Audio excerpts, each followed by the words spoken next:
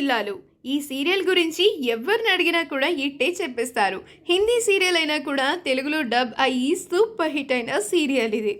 Star ప్లస్లో 2011లో ప్రసారమైన దియా ఔర్ బాదీ హమ్ serial అప్పట్లో రికార్డ్స్ క్రియేట్ చేసింది. హిందీలో మాత్రమే కాకుండా డబ్బింగ్ అయిన ప్రతి చోట కూడా ఈ సీరియల్కి ఎంతో మంచి ఆదరణ లభించింది.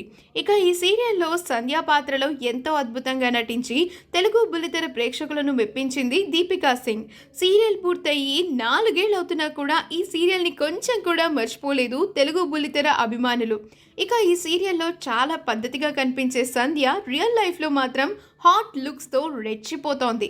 పొట్టి పొట్టి బట్టలు ధరించి ఫోటోషూట్స్ చేస్తోంది దీపికా సింగ్. ఇక కొద్ది నెలల క్రితమే దీపిక ట్రోల్కి కూడా గురైంది.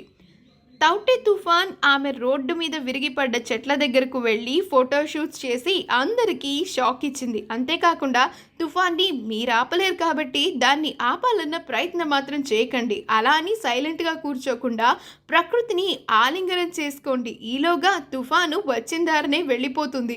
మా ఇంటి పక్కన ఒక చెట్టు విరిగిపడింది, ఈ ప్రమాదంలో ఎవ్వరూ గాయపడలేదు కాబట్టి దాన్ని అక్కడి నుంచి తొలగించే క్రమంలో ఈ టౌటే తుఫాన్ గుర్తుంచుకునేందుకు నా భర్త రోహిత్ నేను కొన్ని ఫొటోస్ తీసుకున్నామని తాను ఇన్స్టాగ్రామ్లో షేర్ చేసిన ఫొటోస్కి క్యాప్షన్ కూడా ఇచ్చింది.